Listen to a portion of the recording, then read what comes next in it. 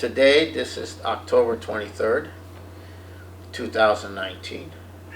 I'm Paul Glumaz, and this is being brought to you by General Welfare Presents.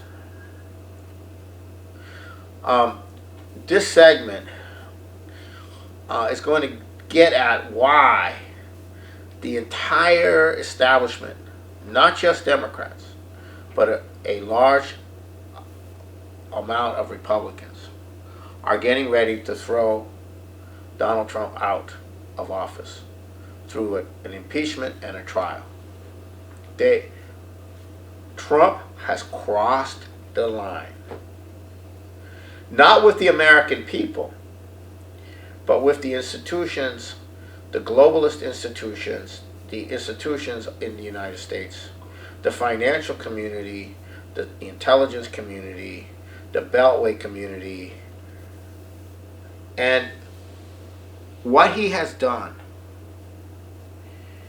on a number of fronts, I'm going to go through, is totally crossed the line. And we are now in a battle internally in the U.S. And they are serious. This is not, a futile effort by the Democrats. They are serious. They're going all out with everything. They're not following the law. They're not following rules or anything. They're going to go to get this guy out. And they're going to do it as soon as they can. They're not going to wait till the end of the holidays. They're not going to wait until next year. Because by then, you can't really throw somebody out in the middle of a presidential campaign. That's kind of like, it doesn't really work. It's harder to do. Why are you throwing him out? Well, let the people decide. No, they want to do it now. And this is why there's such an incredible flood of garbage and assault on the president.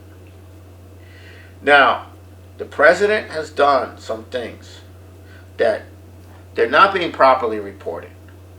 And those things are completely causing a crisis in the old system, in the old order. And that's what I want to talk about tonight. Now, I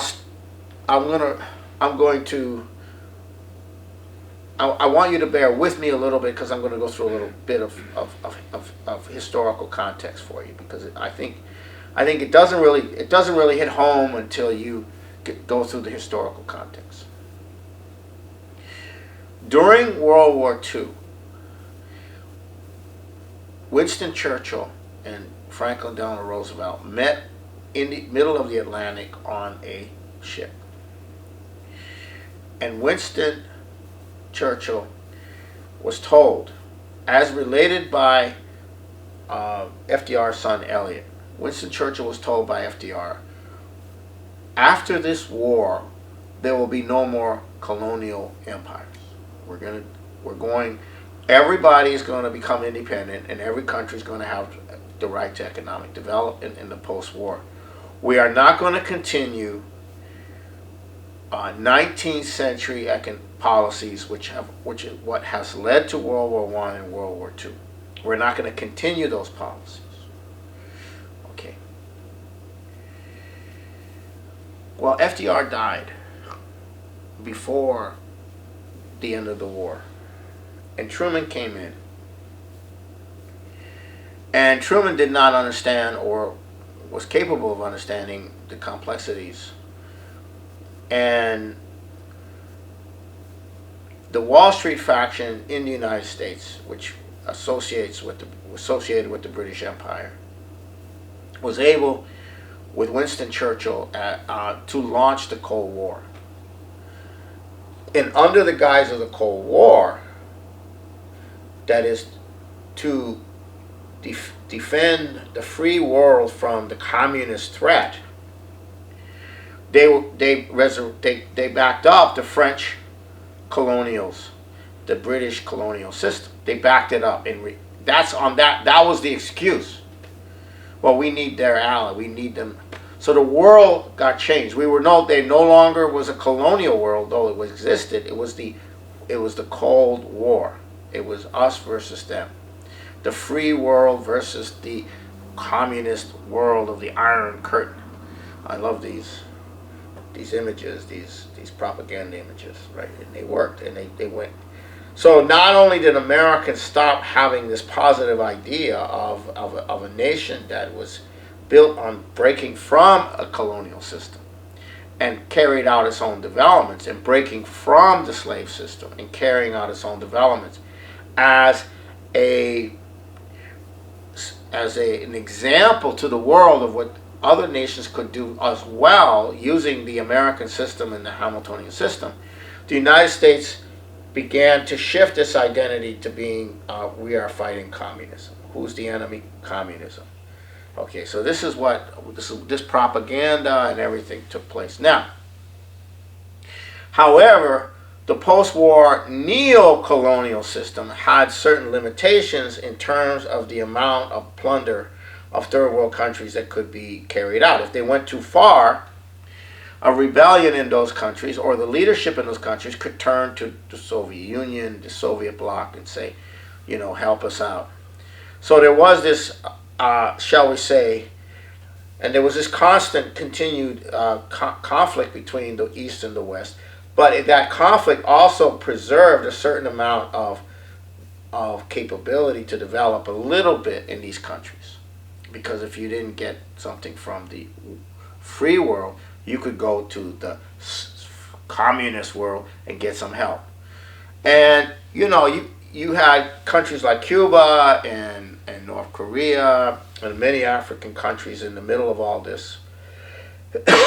Latin American countries. And so forth and so on. Then you had the non-aligned movement and so forth and so on. Now, when the Soviet Union collapsed, there were two policies on the table for the post-Soviet period. One was the policy of Lyndon LaRouche, which had been worked out with Ronald Reagan, which the Soviets rejected, which was the development of the technologies to knock out missiles, which would have created a scientific, technological development for the Soviet Union and the U.S. The Soviets could have made a transition and a further industrial development. They rejected it. And then their economy ground to a halt through attrition because they weren't able to recapitalize their industrial capabilities. And also, so when the Soviet Union collapsed, the policies of Lyndon LaRouche, which were supported by many in the U.S. and in Europe, was to expand the European and U.S. economies to actually further industrialize and develop the East. The Eastern Europe, Russia, and East. Those policies did not get adopted. Lyndon LaRouche was in prison. Instead, a massive carpetbagging operation in Russia through the Yeltsin regime and the oligarchs and the financial speculators, they just raped that place like you wouldn't believe. And a friend of ours, Sergei Glaziev, wrote a book called Genocide, which we translated into English from Russia. And really, it was a genocide from 91 to 98, 7 years of looting. And Al Gore was part of it. He was the vice president. He was close to the prime minister, Chernomyrdin, during this period, until this whole thing went into a crisis in 98. Now, what you have to understand is that this neo-colonial establishment, which had grown internationally, financially, after the collapse of the Soviet Union, was like a leech on steroids. Okay, they were like, okay, this is we won the Cold War. The world is ours to plunder and loot and rape, and we got China hooked in as the workshop of the world, and so on and so forth. And so they developed this basic conception of the world that they saw themselves coming into being, a world that Francis Fukuyama, writer, said is the end of history. Because in his view, you had the dialectic of history, of communism versus capitalism, feudalism versus capitalism versus communism and so on and so forth. And now it's coming to an end. The neoliberal order is now going to rule the world. The nation states will wither away. You'll have one global end of history. What's the end of history? There's no change. What's the end of history? Well, it's all one. It's all one system. That's what he wrote about that the Cold War had been won, and then we're at the end of history. And that was the that, along with the group Project for American Century, the neocons, all of that. This was, and the idea was, you would divide the world into three groups. You would have a post-industrial, degenerate, entertainment, financial, corporate, administrative center in the world, in Europe and the United States, and in similar places. Then you would have cheap labor workshops to produce the goods to be consumed in these areas, and these would be, countries like China and other countries, maybe Mexico on the border, and I mean really low wages. I mean real low wages, and then these countries would be stuck. The countries that were part of the workshop of the world would be essentially trapped in what's called a middle income trap, where they had machinery, they had a minimum infrastructure, machinery. They weren't really able to develop, but they had to support themselves by this cheap exploitation of labor. And that allowed them to deindustrialize the advanced sector. And the third place is the raw materials, where you get your raw materials, right? And those areas, you don't want to have governments. You don't want to have governments that are sovereign. You want to have warlords. You don't even want to administrate. You just want to have a no man's land with a kind of control through mercenary armies, through whatever. And you want to prevent any development coming in, because the development it can only occur in a stable environment of sovereignty and so on and so forth. So this was the world.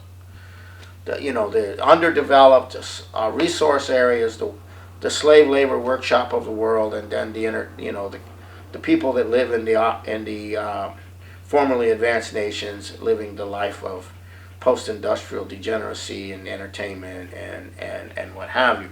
Oh, and our working class in those areas, well, they can just they can commit suicide, get drunk, have opiates if they can't find a job. That's their, the progress just passed them by. That's just too bad. Like the working class of the United States, Detroit, these places. Well, you didn't learn how to code, so therefore, we don't need you. We don't need your manufacturing anymore. We can get it somewhere else. That was the new world order of this, Project for American Century, this post-Soviet world. And, however, the elites behind that knew damn well the whole thing would collapse. And that would be fine, because we have to put the world through a kind of culling process at some point, where the population is reduced dramatically. So that's okay. But to the people who are part of this system, they're not thinking that way. They're just thinking about plundering and looting and getting ahead and screwing the next guy. Who's got the most billions, who's got the most trillions. That kind of mentality. And it doesn't matter how you got that. And so the entire society became oriented this way. So now, one of the key components of this whole system is irregular warfare. Okay, we're not doing nuclear confrontation. Yes, we're preparing to nuke Russia and China if they don't ultimately capitulate to the system. But in the meantime, we don't do that. We do irregular warfare. We run the Kurds, we run the ISIS, we run in Mexico we have El Chapo and the cartels. In Colombia we have our M13, and we have all. This is how we're going to rule the world. This is how we're going to rule the world. This is how we're going to prevent development. We're going to prevent countries from being able to develop.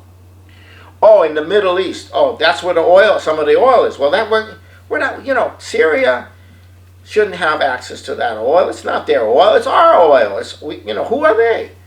They're axis of evil. They're totalitarian. Iraq, same thing. Libya, the same thing. Iran, the same thing. They're all terrible. They're bad. They don't respect democracy. They're not going to let us come in and plunder the crap out of them. They're going to resist. Well, gee whiz, that's not democratic. That's not democratic. Right? Democracy means the democracy for financial capital. George Soros style. We can speculate. But you're getting in the way. I remember, anyhow. So in the meantime, China has emerged. Now, what happened in Russia is very important. Russia collapsed in 1998. The Yeltsin crowd was facing prison. Primakov was prime minister for a while. And Russia was facing a collapse. And a deal was made to bring Putin in. And the first thing that happened when Putin came in was a wave of Chechen terror was unleashed. And the idea was that Russia was on its knees and had economically collapsed, and all you needed to do was get the Russians to try to piece together their demoralized military and go for the second Chechen war, and then they would never succeed. It'd be like the internal Vietnam. It would never work, and that would be the end of Russia, and wow! The end of history again. Wow! We can come in and really do the job on Russia, man. Those people, they got some educated people. They got all the resources. They're the largest country in the world. It's going to be all ours. Ours. And we got a bunch of oligarchs in Russia who want to work with us. That's wonderful. Well, something happened that they weren't expecting. Putin didn't do it the way they wanted him to do it. What he did, and you got to get a sense of this. This is absolutely important. What he did is he went to the Chechens and he said, look, I will support your sovereignty within the Russian Federation. But it's what you have to want. It's what you want. We're doing this. We're not going to send our troops in there and fight it out with you guys. So out of this came a grouping of Chechens who later became the government of Chechnya. And they were supported by Putin on the basis of a future of Russia, the Russian future, of which they are a part. But they would be given full autonomy. They would be an autonomous republic. And this grouping, led by ultimately by the Ramzan Kadyrov, defeated the Chechens, the terrorist Chechens who were being financed from the outside. So here you have the Chechens the terrorists being financed by the U.S., by the British, by the international financial system, being fought by the local Chechens who are being backed by Putin. It wasn't Russia invading Chechnya. It was the international financial crowd running terrorism. That was the difference. That became the template then for what Putin presented in 2015 at the United Nations, a concept of a new security architecture for all sovereign nations. And that was the approach to his intervention in Syria, and that was his approach to all of these situations, is to work out with the local people what it is that was in their interest, knowing full well that the Belt and Road was coming in. And that ultimately the Belt and Road, if you stabilized, so that's the way Putin organized this thing.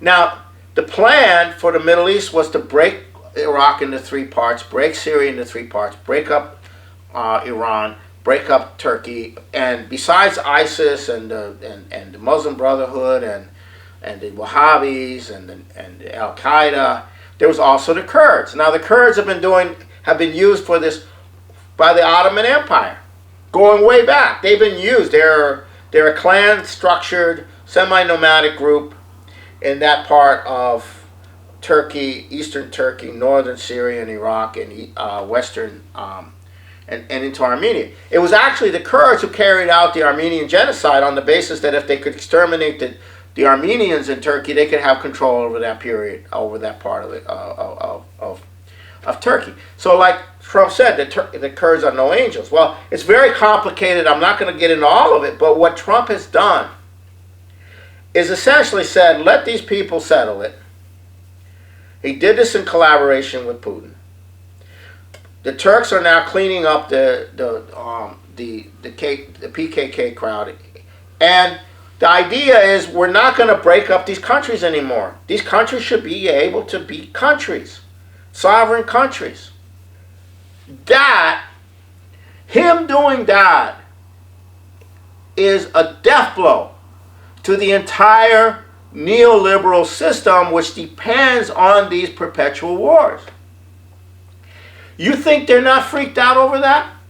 They are absolutely freaked out. You have no idea. It's the end of history. You know, it's the end of the order because it's not going to be backed up militarily. What are you going to do to stop the Belt and Road coming in if these are sovereign countries? You can't. But it also means a potential change in the U.S. away from being a post-industrial junk heap, military. And let me tell you, the people in the military, their families, they have seen the truth of what this is all about. They hate all of this. Not the top-ranking generals who made their promotion through all of this, but the average person, the average soldier, who had to do 5 tours in Afghanistan and 3 tours and this and that. They had to keep going back. Yeah, you're unemployed and you gotta feed your family. Oh yeah, come into the military. You can be part of the military. Now you're in the military. Now you can't go out and get a job because so now you want to hang in for 20 years. You won't make it. Psychologically, you won't make it. I run into these people in the field. They're like disturbed. They saw things and did things, and they were part of things, and they didn't see any reason why we should be in Afghanistan to protect the heroin trade. I mean, it didn't make any sense to them. And so and Trump is very sensitive to that. And meanwhile, a secondary thing that Trump is doing right now is he's taking on the Mexican drug cartels. He has launched a massive attack on the gun running, the illegal gun running that's going into the drug cartels, and he's working with the Mexican government. There's a huge explosion on that. You're going to stop the drug trade? Why, that's where the money comes from for all of these terrorist operations. It comes from the drug trade. It comes from the offshore financial system and the circulation. George Soros' money comes from the laundering of drug money outside of the United States and these secrecy jurisdictions. Oh my God, you're interfering with financial capitalism, free enterprise. Don't you understand? You can't do that. Why? You know, if you don't have all these mafias in Mexico, these people might stay there, and then they might want to work in Mexico. You know, or Central America. Oh, no, we need the cheap labor here. So let me tell you something. This thing is very serious. Now, what you have in Congress right now is a full insurrection. And it's not just the Democrats. There's a deal coming on with the Republicans. There's a deal coming on with the Republicans to get this guy out, to get Donald Trump out. And there is a rage in the intelligence community. This guy is a traitor. He has betrayed our world. He has betrayed our future. He has betrayed our military. He has betrayed everything. He has to go now. And that's what's going on. And it's very serious. And the only thing that's going to stop him from going is whatever goes on in the population, because there is no other support for Trump other than in the population. And the fear of what the population might do to those who try to get rid of Trump. But they have to get rid of him before Christmas. Otherwise, it ain't going to work. It's not going to work. So they're going to go for it, folks. And they probably will have an impeachment petition passed in the Congress. Now, if they do that, there's about 40 U.S. congressmen who do not want that because it will turn all the Trump voters against them, and they will lose their seats. But that's not the important thing. As Nancy Pelosi told them, we have to get him out. That's the most important thing. We don't care about your re-election. Don't even worry about re-election. He has to go now. He is violating our national constitution. What did he do to violate his constitution? We don't know, but that's what she's saying. So they're going for it. And it's coming from the intelligence community. It's coming from the financial community. And the two political parties are basically an extension of those communities. So, folks, we're entering a political no man's land that we have never been before, where a president elected by the people, popularly elected by the people, who's very popular with the population, could very well be out of office by Christmas. That is a revolutionary situation.